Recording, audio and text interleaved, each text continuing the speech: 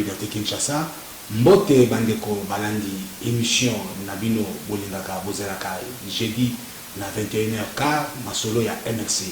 Bongo na poko ya lelo toyambi po Nabino bana MLC moko na kati Nabino oyo bwe sali na kati na bakambi ya lingomba ya MLC honorable Daniel Mbao Sukisa pe na kati na MLC azali secrétaire national en charge ya la question juridique pe droits humains. Bongo na poko ya lelo tokotuna mituna po ete ya pesa biso biyano na olibwe esengeli pona biso toyoka ye po toyeba komanyola nini eza koleka. Honorable Daniel Mbao mbote na yo. Mbote mwana mboka Amadeo Idamela. Boni nzoto na moko nano. Mo nzoto kolongono na ngolwa nzambe to jali. Na ngolwa nzambe makambo pe makutambola sembo pe malamu. Baimsi biso ke yo lingi nzambe mingi. Oui, vous avez ça nzambe. Parce que na botem d'ecclésia. Na lingi nzambe mingi parce que je suis un homme d'église. Oyanga mosala ya nzambe eza te ke nalukaki yango babonjanga nde po nakoli na makolo ya papa na ngaza mosali ya nzambe na botam na ecclésia et que il semble ndenge mo alobaka bible baki so boti mwana liboso ya mobali prémisse il faut bonzali na nzambe. Donc au-delà de l'ambition nazali nango mambebe nazali nango il fallait na sala na nzambe. Ce qui fait que ma vie c'est l'université, c'est les partis et l'église. Il y a ça même qui na bala très tôt, na bala très jeune, et puis sur l'action bala na ngane ba koli au kondimate parce que tolinga ki to bomba. Voilà. Kasi mwana mboka Daniel Mbao. Bolamu boye moko ko so nzamba sala pona. Non, nzamba sala linga bolamu ebele. Oso ina bana otanga motango na kolubaka na kokosa watu ba olandanga pona okokate leki ebele et na pesa ka confiance pona yebi oya kosala les asu ebele liboso. Il est écrit dans sa parole que l'œil de l'Éternel se promène sur toute l'étendue de la terre pour secourir ceux dont le cœur est attaché à l'Éternel sans partage. Il y a una chaka moté mais pas nae na yebi que o nazomona lelo eza nango malamu mais oyo ya lobi eza kitoko parce que il a dit, il a promis, il le fera. Bible à Mokane Esaïe lobi, les jeunes gens marchent se lassent, les adolescents courent se fatiguent, mais ceux qui se confient en l'Éternel, ils marchent ne se lassent point, courent ne se fatiguent point, comme des aigles, ils renouvellent leurs forces et prennent l'envol. Il y a un moment où tu as toujours éliqué à naïe, tu y dit que lobi eza malamu. Na banza keto sola kinayo na talisa kyo que c'est une des raisons où ça que ngala ya na MLC watoto oya kolukani na MLC na MLC parce que nazalaka na bolenge koluka lingomba oyo echaka nzambe au centre des activités de ce taliba parti bela otanga ba kombote slogan na bango zo maso de slogan mondain mais MLC et le plus tout lubaka na mwana mboka. Le président national que je salue à passant, Jean-Pierre Bemba Gombo, avec Dieu nous vaincrons. Bon, mon preuve, oh, il y a mon leader à partir à travers ça qui n'a aé, qui crut comme il m'attend, on bisoto koleka TV étant de l'équipe au Bunda pour la MLC. Les gens nous disaient que vous êtes dans un parti sans avenir. Parce que le leader n'a pas jamais, parce que ancrage à partir attaché à personne, il y a leader. Tant que le leader on a obimaté, ce parti n'a pas d'avenir. Mais parce que Dieu était en train de nous convaincre du fond de notre cœur qu'à Kobima, il y aura de l'avenir dans le parti. Oh, nous avons résisté au monde, plus au travail jeune, autant génération qui n'a qu'à Soukaba Thomas Louaka. Bandeko, Msoussou Akindar, Bandeko Germain, Bandeko Yves. Génération, c'est vrai, tu as dit à niveau base, auto yaki à niveau national, pour toi engager un débat, auto zongi saka, humblement, MLC. Sous la table il y a débat parce qu'il y a un débat politique au monde à tel parti mais MLC n'a qui bolombe nango ba jeune oyo ba koleka liboso ba immunité. Nous avons pris des risques même dans la télé 50 ça mission oyo on pouvait même attraper des balles à la tempe mais nous avons cru que messieurs les leaders finira un jour par venir avec parce qu'avec Dieu nous vaincrons. Aujourd'hui au monde MLC est compté parmi les grandes formations politiques et il y a de l'avenir dans la partie où le meilleur est à venir. Matondo mingi mwana mboka Daniel Mbao Sukisa kasi MLC parti monene na mboka oyo ozali secrétaire national en charge ya question juridique et droits humains kasi na lolenge moko boy boni kuna na kati na MLC eza kotambola ndenge. Non, MLC ezotambola malamu. MLC eza na gouvernement ba warrior, MLC eza na terrain et puis MLC eza na actualité politique. Aujourd'hui, aucune question politique de grande envergure ne peut être traitée dans la République démocratique du Congo sans que le MLC ait pris part au débat. Donc MLC Azali naye toujours et puis fort encore, le MLC commence encore à se déployer et à s'imposer. Dans le Parlement, Toza Mingite, Toza à peu près 17 sur 500, nous avons fait objet d'un complot national. Il y a bateau à MLC, mais nous avons confondre MLCT. Mais sur le nombre de Toza, impressionnant au public, comme si il descend. Donc, la critique au MLC a participé dans le débat, c'est dépassé.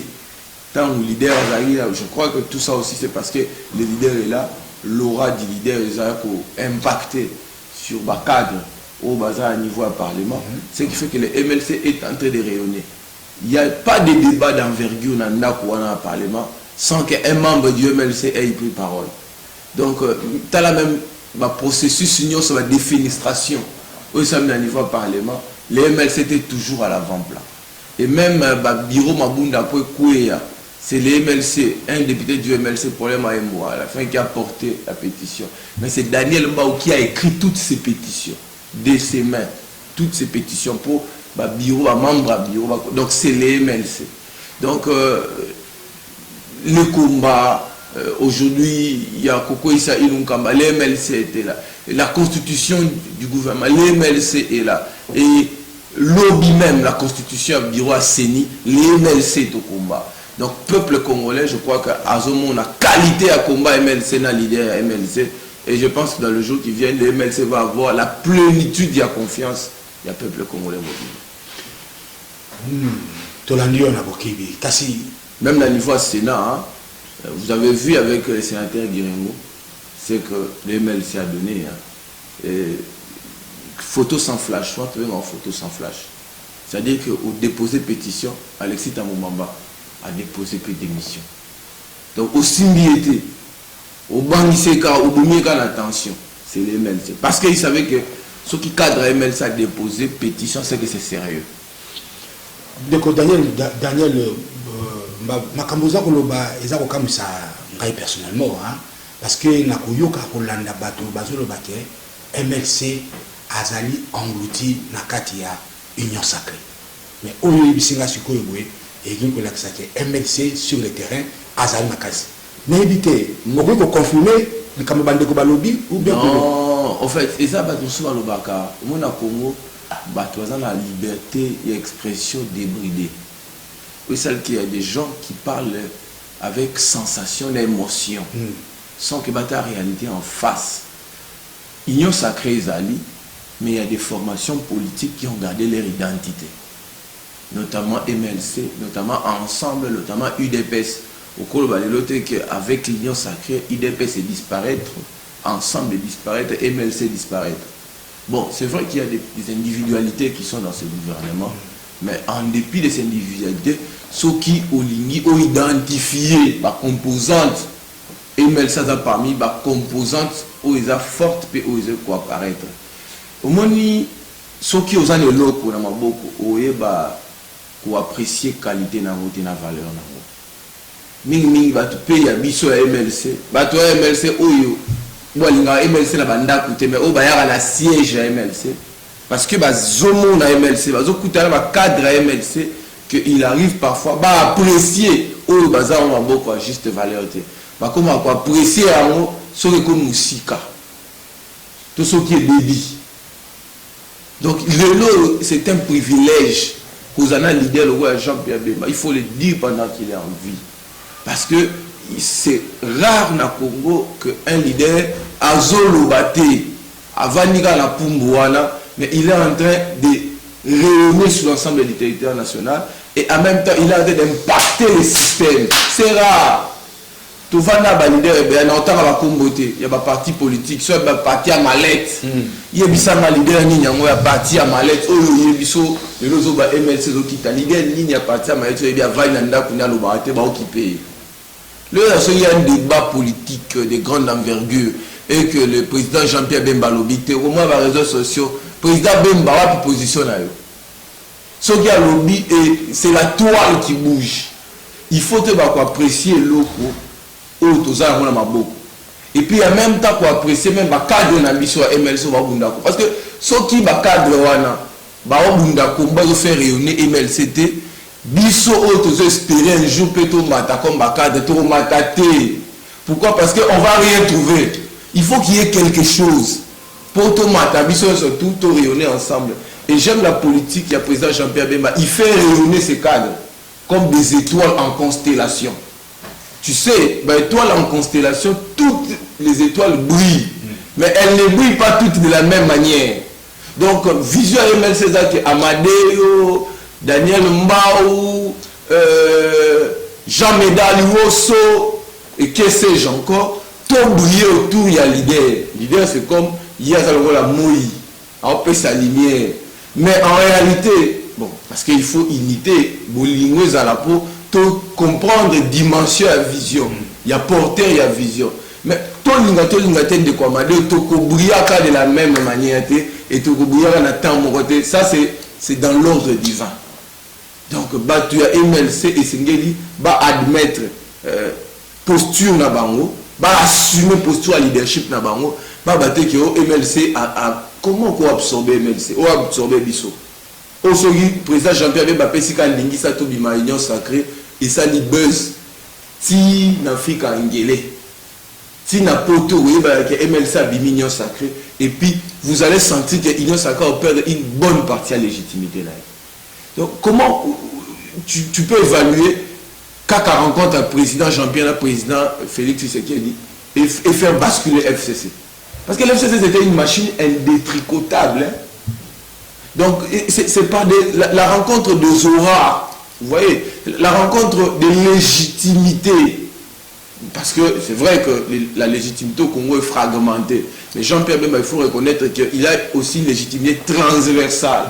Mais rencontre la légitimité, voilà, et produit détricotage, hein, dégringolade, il y a FCC. Et même le service à sécurité, il dit, mais tant FCC au coup, qu'est-ce qui se passe? Parce que quand Jean-Pierre Bemba entre dans une entreprise, les résultats sont positifs. Yango, je crois, bon, mon union sacrée. Et puis, le petit cap, le MLC a absorbé encore. Parce qu'à chaque fois, il député, moi, MLC a lobby et ça la rabaisse. À chaque fois, il président MLC a lobby, ça la rabaisse. Ministre MLC a lobby, ça la rabaisse. Le lot, la proposition de l'eau, on ne l'a pas. Les meilleures propositions de l'eau à MLC. Oui, c'est un cadre à MLC, la militaire, on va reporter en haut. Parce que, dans la proposition, voilà, on voit l'image d'un homme. Et cet homme, c'est le visionnaire du parti, MLC. Daniel Mbao, honorable, to lundi on a Kebi, kasi na katina mouvement de libération du Congo, lokola bino tout, aujourd'hui kaka lokolo ya visionnaire na bino, président national na bino Jean-Pierre Bemba Gombo, bozo na sukolo bate. Peut-être que c'est aux ingolu ya boyoka yo. Et là, on est besoin de Kolobate. Bozo Banga, Bozo Kanissa. Non, moi, je suis Tolobaka. Peut-être que vous avez bisoté. Le problème, c'est quoi? Parce que Biso MLC, tu Milanda Kate. Et puis, tu s'apprécies à Kate. Mais Taliban n'a pas apprécié à Biso. Ok. Boulam la Biso Bama Libanda. Boulam la Biso Bama na Parlement. Boulam la Biso Bama na Lemba, na Tete, na Ngaba, na Paka Djuma. Na Kisenso. Comment tu le bats? Tu MLC va le bas. Soit dans le temps, la déclaration politique qui a membre à MLC, il s'allie même à Bez, et puis, fort encore, moi, en Moka, Amadeo et Damé. MLC, et c'est le cas de le bas tout le moment. Toloba quand il en faut. Et même alors sur Toloba, peut-être que les médias n'a biso toujours les candidatés, peut-être bozo les canaba médias n'a binoté. En tout cas, mais ce qui est vrai, bah on a besoin que biso chaque fois les médias nyonso. Et puis les médias comme l'ampleur que les médias nyonso, ce sont des médias sociaux. Okay. Réseaux sociaux, Facebook, Twitter, Instagram et même TikTok. So au côté TikTok, au côté merci à Kati, au côté Instagram, au côté la Kati, ce n'est pas forcément que tout y a un outil. C'est vrai, c'est cette TV là outil n'a pas communication, mais un mot peut ça impression à battre que et ça chaîne moko et ça mis pour la battre nyonso et que biso peut regoya. Voilà. Alors toti kanano makamitali MXC pour être biyano ndeko bandaki bazwa na banza bayokio na bokebi to retenir ezaki MLC azali parti politique moko monene oyo boye na ba débat oyo yaka na Congo tout le monde a caillé azali toujours wana présent. Pourquoi ça présent de Guamadeo? Parce que Aza à l'origine à l'origine il y a construction, hein? Il y a système. Au moins une constitution du 18 février 2006 c'est la constitution du MLC. Peut-être révélation pour l'équipe en tout cas. Parce qu'en réalité, au moins un texte, un professeur et un droit constitutionnel. Sur autant un texte constitutionnel, tu vas remarquer que dans les lignes des forces, il y a constitution, il y a des forces structurantes qui apparaissent à travers leurs options politiques et idéologiques. Constitution, c'est une constitution de sens libéral. MLC, c'est un parti libéral. Donc en réalité, constitution, la synthèse, il y a une discussion politique entre le gouvernement d'alors et le MLC. Tant que vous écoutez le principe démocratique, même l'état des droits, c'est le credo de Jean-Pierre Bemba Gombo depuis lors. Et il a proposé ça dans les textes constitutionnels et il en a vécu. C'est le seul, depuis que le Congo existe, candidat président, a gagné l'élection, a gagné. Mais par tricherie, va proclamer à perdre.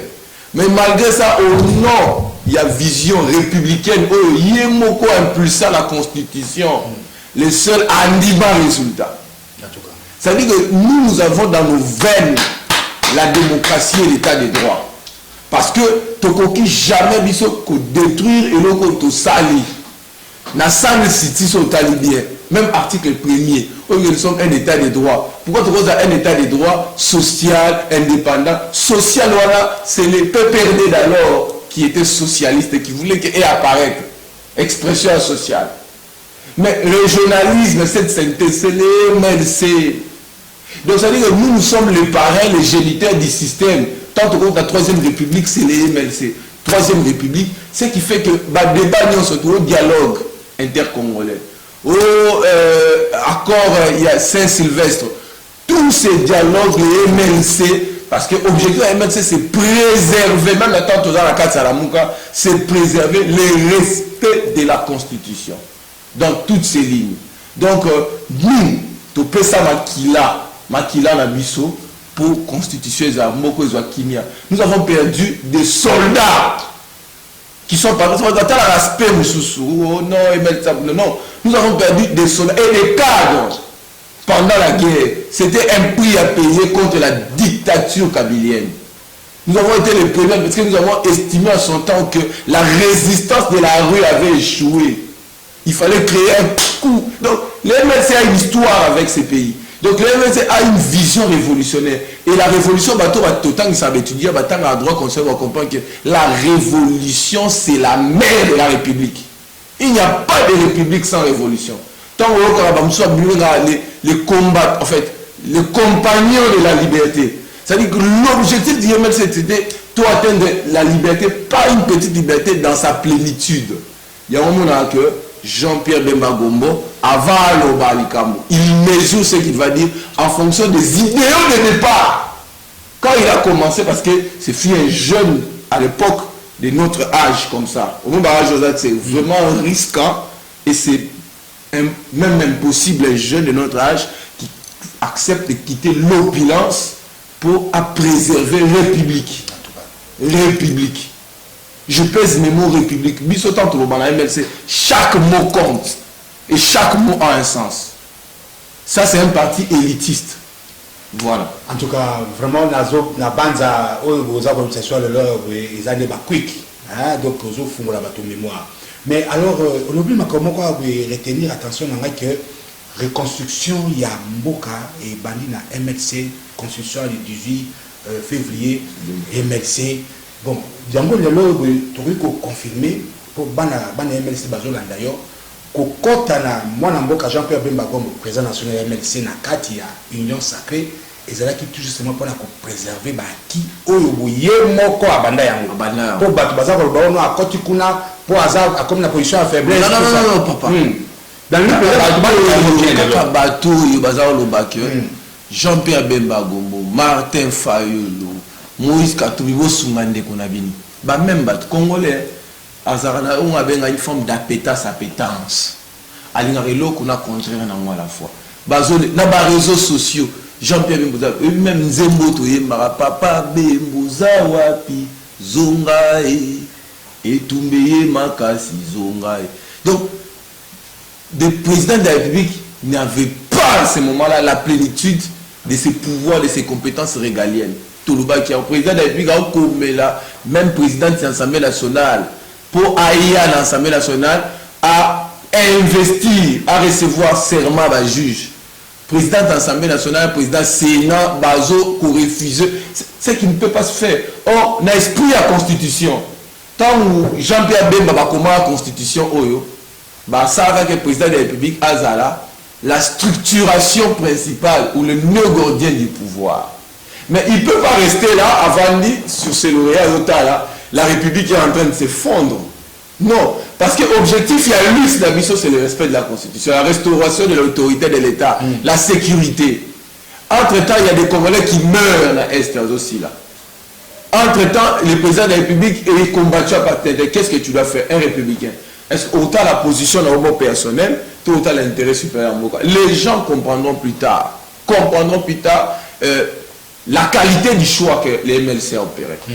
Et aujourd'hui, nous, on n'en regrette pas. Parce que nous savons que le peuple a compris que nous sommes du bon côté. Et ce qui est sacré, Tengami. Et puis on est prêt pour l'Ongwa. L'union sacrée. Mais tant que tout le monde est battu, toujours composé pour l'intérêt de la population.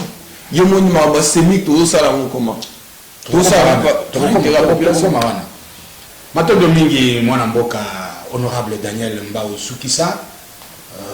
Toza kolanda peza na bokebi ngonga na biso peza ko pusana kasi MLC lelo bwe toko kanga nini pour MLC bon to kanga MLC za parti élitiste MLC za na une grande vision ba to bazolo ba mabe pour MLC fa ba yo ba position na bino non maintenant ngolo ba mabe pour c'est la mauvaise foi ce qui mauvaise foi c'est bondoki et ça seul parti politique oyo ba tribalisme ezate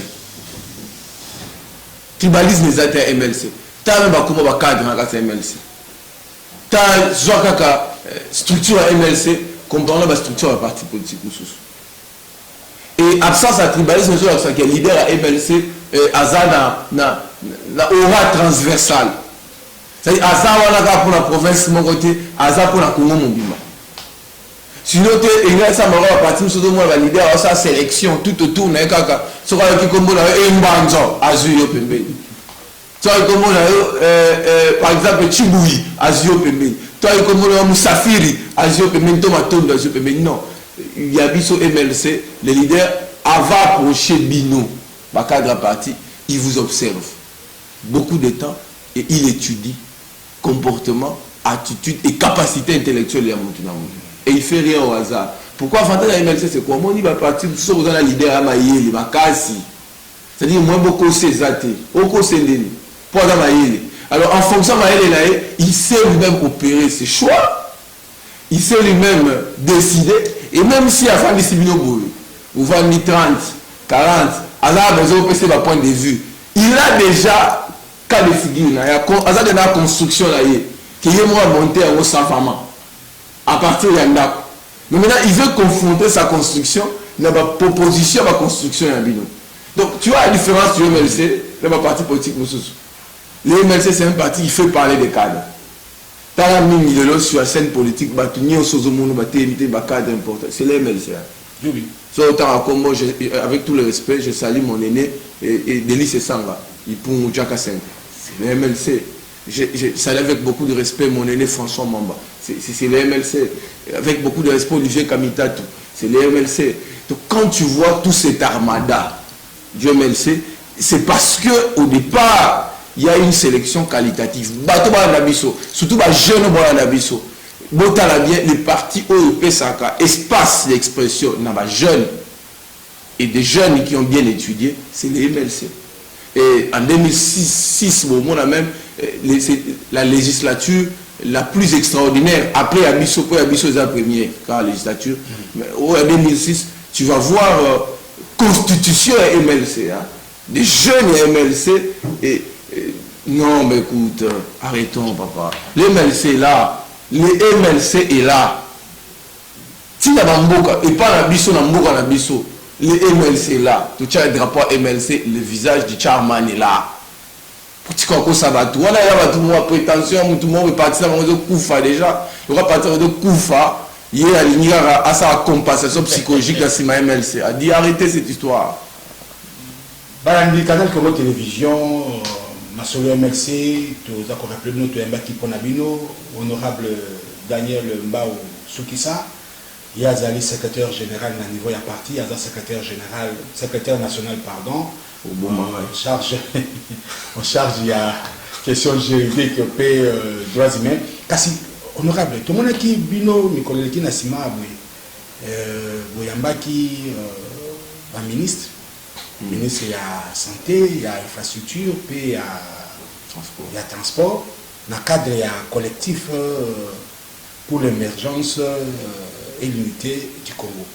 Massola, vous avez n'importe mon équipe est présence, il y a ancien vice-président Jean-Pierre Bemba Gombo na Mabongisiamo. Ezani.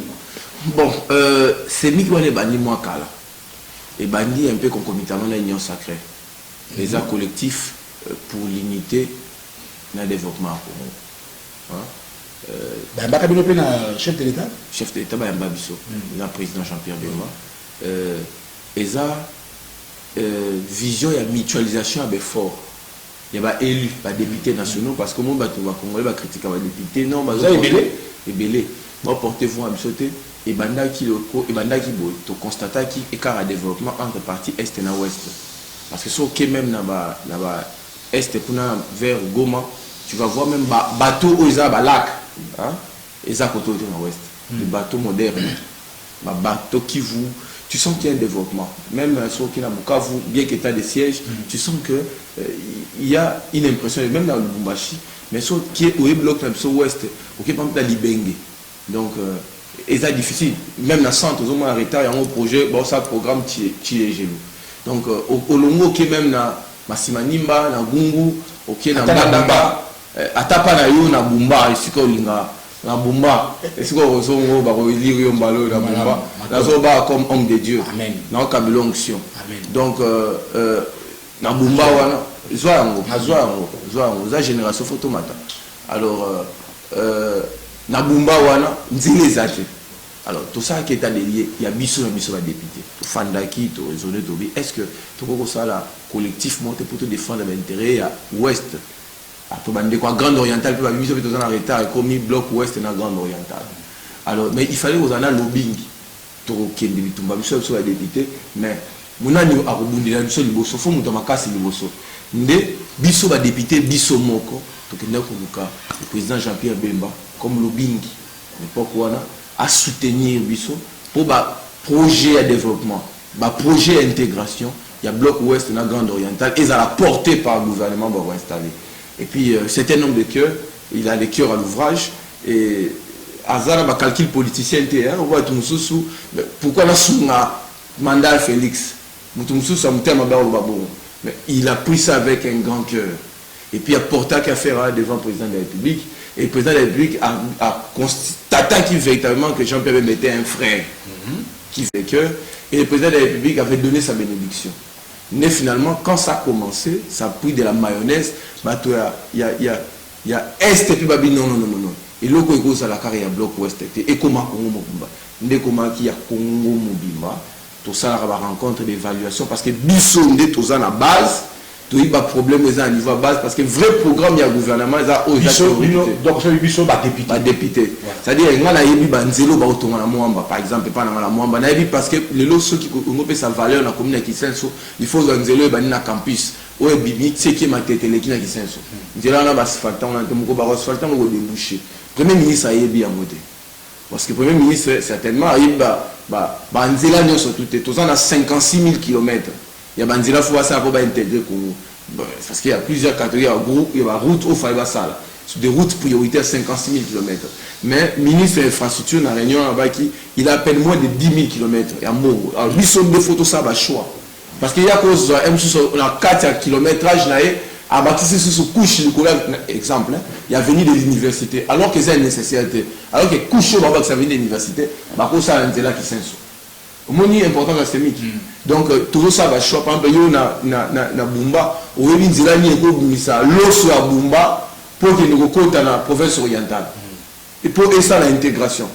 Alors premier ministre forcément ta bien a Congo par présomption mais il n'est pas censé qu'on ait des petits détails wana. On peut intégrer pays. Ne biso ça il mukanda za mpanzia na relaxa binango mukanda il y a bloc il y a développement intégré à Congo. Soumettre qui a une approbation pour le président Jean-Pierre Bemba. Le président Jean-Pierre Bemba, il y a appelé ça qui observation il y a à coordonner qui message les cas et finalement document wana c'est les documents les plus vivants les lots. Au gouvernement a besoin de s'appuyer pour répondre à besoin il y a eau, besoin d'électricité, besoin de transport. Besoin il y a parce qu'en réalité il y a un service public parce que tout ça va service public locaux tout ça service public transnationaux va service public provincial dans quatre toutes ces préoccupations sont rencontrées parce que au début en France l'école du Bordeaux avec le doyen du guide par exemple que l'État en réalité n'existe pas. L'État n'est qu'un ensemble de services publics donc l'État c'est un ensemble coordonné intelligent des services publics. Du guide parlait de la polygonie des services publics donc CENIC ils ont participé à perspective il y a pour rendre vivant, viable le service public dans le service public, il y a transport, éducation, tous ces secteurs cause transversal, c'est ça en réalité c'est MIC. Il y a vraiment la dernière activité de ça qui n'a cercle GB. Notre haute donnée, c'était toujours l'autonomie. Non, Bamsou Barozala, et ça ouvert. Mais jusque-là, leader en Lingaya, on a monté Malogona Yé. Parce qu'il faut un peu la qualité de cœur, comme le président Jean-Pierre Bemba. Il faut la qualité de cœur pour Andima. Comporter pour Sunga Manda, Mouninga facilité. Pour Sunga Manda, Mouninga, il faut aimer le peuple. Donc, au leader, il y a comme deuxième lobbying. Il faut tout apprécier qualité à Moutemana. Et ça, le président Jean-Pierre Bemba, qui soutient de manière désintéressée les mandats d'autrui. Voyez-vous? Donc pourquoi il ne le fait pas parce qu'il le veut, il le fait parce que le peuple congolais a se retrouver. La souffrance est montée d'un cran. Matondo mingi mwana mboka Daniel Mbausukisa kasi tokomi presque na suka ya émission na biso totino mutuna moko yobo eza kolobama eza kochama kelele eza ko vandisa bato mabota bana mikolo likambo ya loi o initié kuna na niveau ya Assemblée nationale ya dot bandeko balobi bongo wano sengi po bana ko pesa libala pona mwasi ezali moke mingi eza ko bota makelele bato ba commission mususu lokola ba G ko sala ngo ba vidéo tout ça mais alors yomoko mukulu loi wana en tout cas na beaucoup c'est na yiki eza makambi belo koloba kasi na beaucoup c'est penza bana MLC bazolanda yo bana ya Congo bazolanda yo okoloba nini yomoko ndongo vandia bon nanya loba wona peuple bisolanda que l'orana est très sérieuse parce que ngamo na ozanga avec beaucoup de sérieux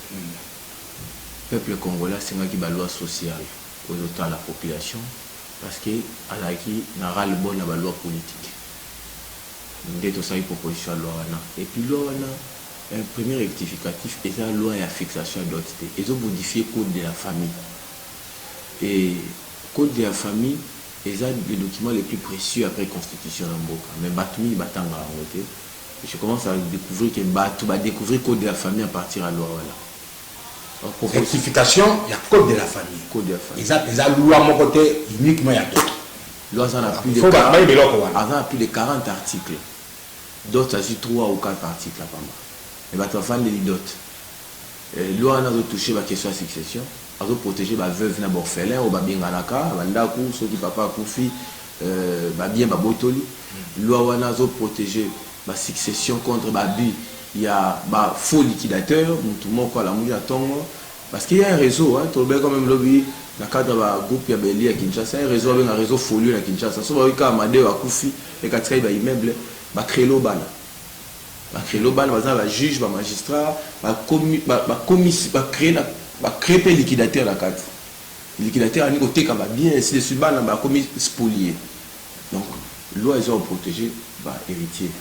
Loi européenne sa valeur la femme mariée. L'obéza qui a mobile une fois fixé résidence. Les lopés moi ça va fixer résidence sauf qui a un salaire 5 fois plus que mobile. La pèse exemple à maman moi comme député national à Zaotangisa. Il y a mobile va y enseignant mais il y a eu chance à commis député mobile à bon l'année avec ça. Si maman comme première vice-présidente ensemble papa boy pas complexe. Oh Ola la na wa moi cité. Papa tika na bikok na mboka. Au complexe enseignant.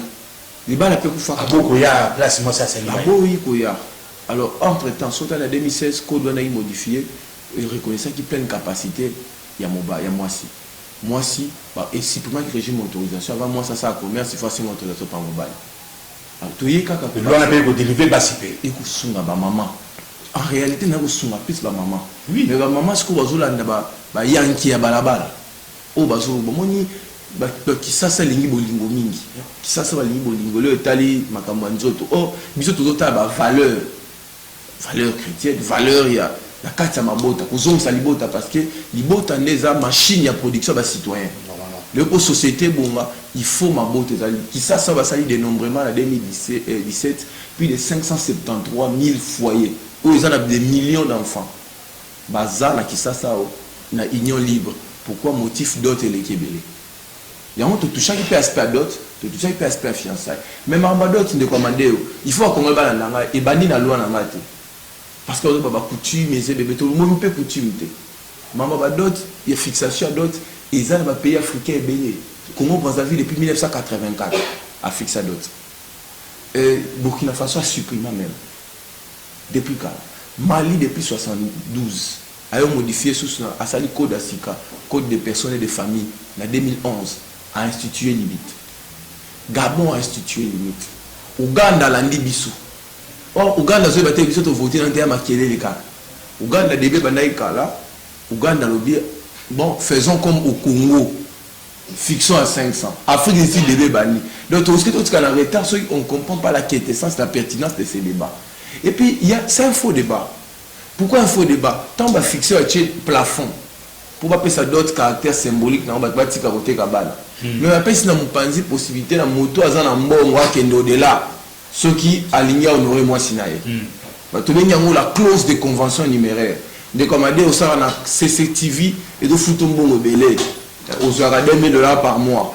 Mais finalement son mobile moi sinon tu peux aller au-delà non de 500. Oui. Mais il est seulement interdit à la famille, à la belle famille de t'imposer au PS à 500.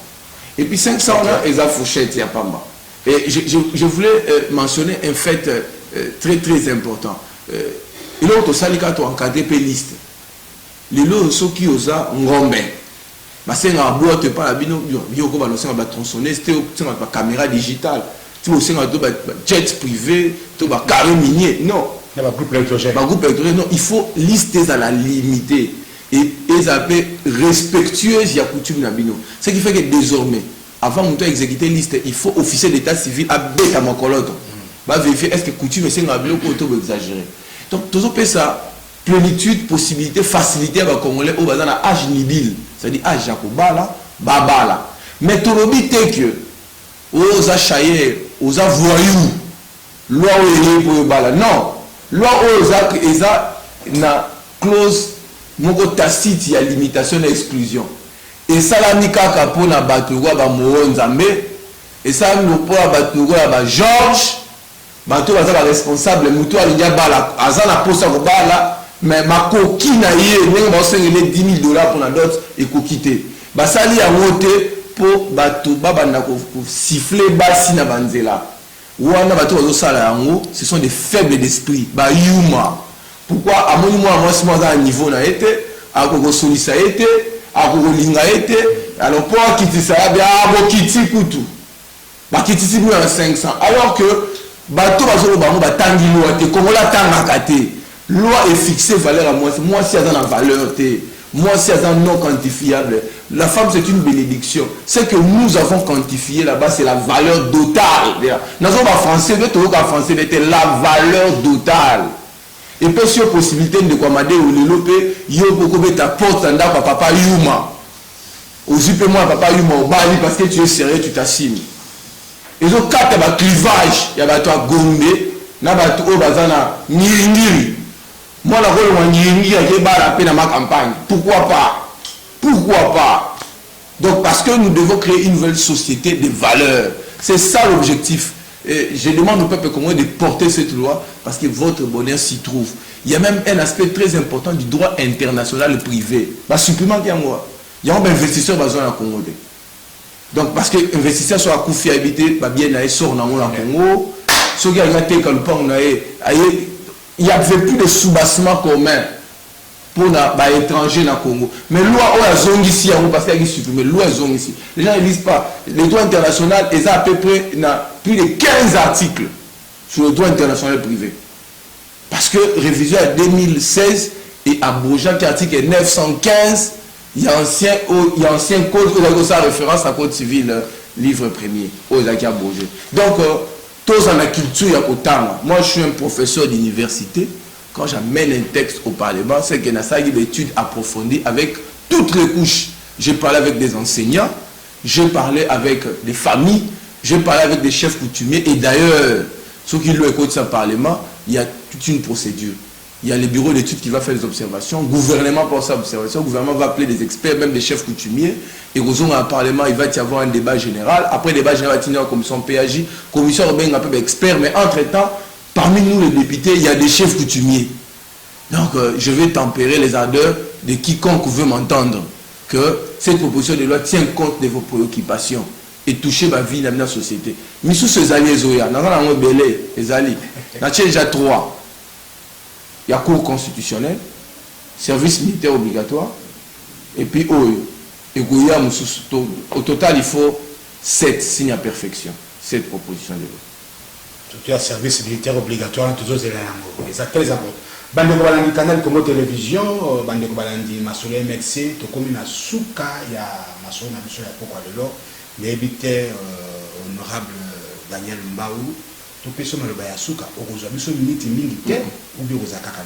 Non, on a beaucoup c'est dans le maton de Mingi, merci, attention. Bon, Sali, au Pessingal, pour Lukanga, pour toute ça, l'émission, que Dieu vous bénisse. Bolingo Kak, on va Congolais tout l'ingala.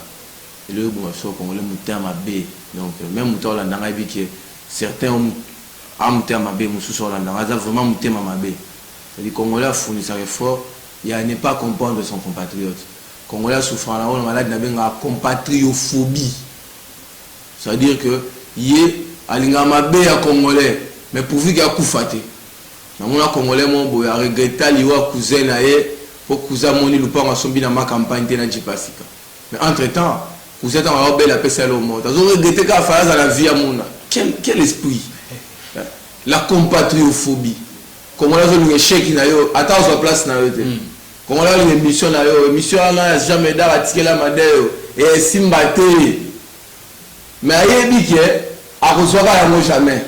Ola pambola yo musala ke de liboso makameke liboso ya linyo échoué. Congolais olé atala nena olé sa mwana nena oluka boulot ya atala député nyango ko en 2023. Non mais c'est pas possible. Olé que ça temps pesa mboka maboko nzambe pesa ba dirigeant mboka nzambe pesa ba député ba gouverneur mboka nzambe mboka qui ne liboso est-ce que tu peux s'arrêter te tolingala tolingala biso voilà mon dernier mon cher Amadé même na kata ba forum na biso o wa mutu solo ba lobi malamu ya ndeko na ya ba monter la forum ya lu ka sika mabe comment lu ka sika mabe pourquoi ndeko mabe vraiment poni ndeko Georges ndeko Moronzambe comment lu ka kaka esika ya mabe Doudou Montir ça musana ya bien dans le plateau na video ya CSK TV alors ba monter mais Doudou akatana élection mon mafula pour moi débat Doudou akatana élection mon mafula Doudou Montir que je salue à pas ça. En tout cas, merci beaucoup, cher honorable, merci beaucoup. À ta ce que le bâtiment que tant que ça ramène à Hollande émission, vraiment, tu l'as dit professeur, ou la Pessi, Bana, Matéa. Tu peux si bien nous le mingi balandi canal Congo télévision, tu peux si bien nous botte bandi ko balandi Massouli MLC. Bon, on n'a pas quoi de l'autre, tu as un bâti pour Nabino, tu rappeler honorable Daniel Mbao Soukissa. Yé Azali P. Moko, il y a le mouvement de libération du Congo, secrétaire national en charge de la question juridique et droits humains. Il y a tout cela qui n'a pas solo, il y a pourquoi le lot. Bon, tu peux si bien botte, na banda qu'on a bien, tu coutani pour ces aboyas. Na invité nous sous ou ya comme même abisso.